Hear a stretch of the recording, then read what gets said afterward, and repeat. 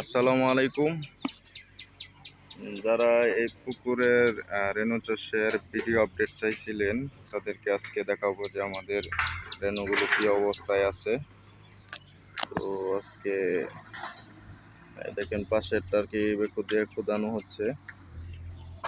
আর এটা আপনার আজকে 2 দিন ধরে রেনু ছাড়া হয়েছে। আপনারা আগের ভিডিওতে দেখছেন কিভাবে রেনু ছাড়ছি, আর অনেকে বলতেছেন যে কিভাবে খাবার দেন। তো এখানে আপনার 1 কেজি পাউডার আছে। পাউডারটা আগের দিন ভিজায় রাখতে হয়, ভিজায় রেখে তারপরে অল্প অল্প খাবার দিতে হয়। তো এখন আপনাদেরকে দেখাবো যে কি অবস্থায় রেনু আছে। এখন আপনাদেরকে এখন রেনুটা দেখাবো কিভাবে রেনু চেক দিবেন। এটা খুবই গুরুত্বপূর্ণ একটা আপডেট। তো মাছটা টান দিলে হলে আপনার মাটির সাথে এভাবে প্রথমে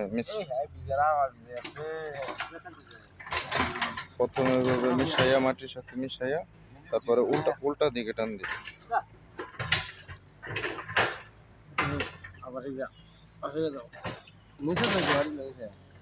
মাটির সাথে মিশাইয়া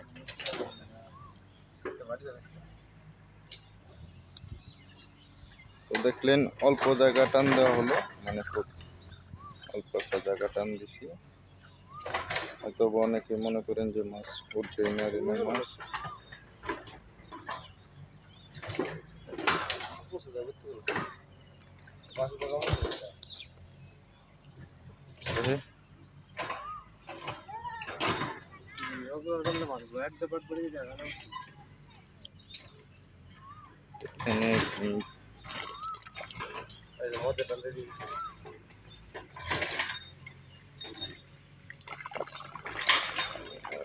এখানে দেখেন মাটির সাথে হালকা একটু বড় হয়েছে,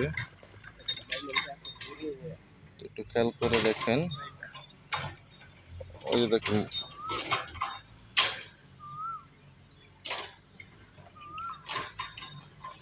মাছ যে আপনি কিনারেতে দৌড় পড়তেছে, বড় যেটা দেখতে পাচ্ছেন এটা হলো বেঙ্গাসি। আর ওই ছোট ছোট যে দৌড় পড়তেছে এগুলো হলো আপনার পোনা মাছ।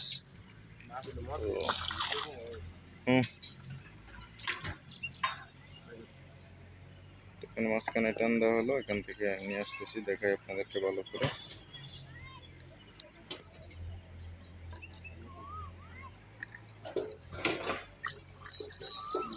এটা ভিডিওটা আপনারা কন্টিনিউ করবেন মাছ বড় হওয়া পর্যন্ত।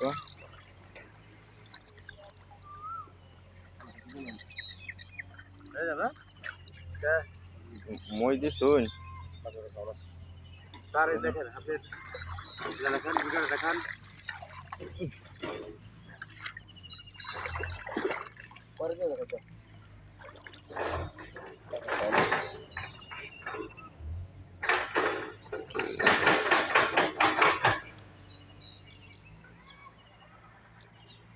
আদা বাড়ি আনলে দেখা যেত। এই কোন গেছে করে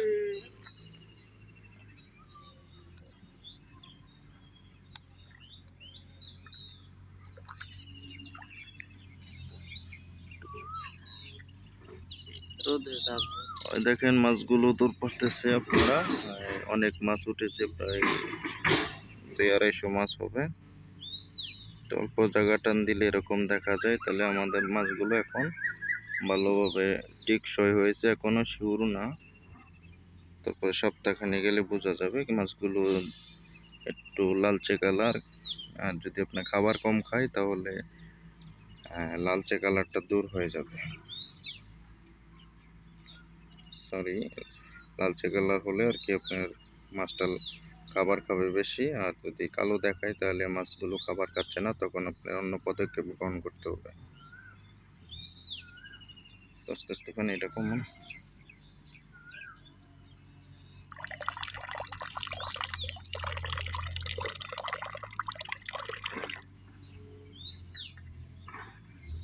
দেখতে পাচ্ছেন যে এই যে পোনাগুলো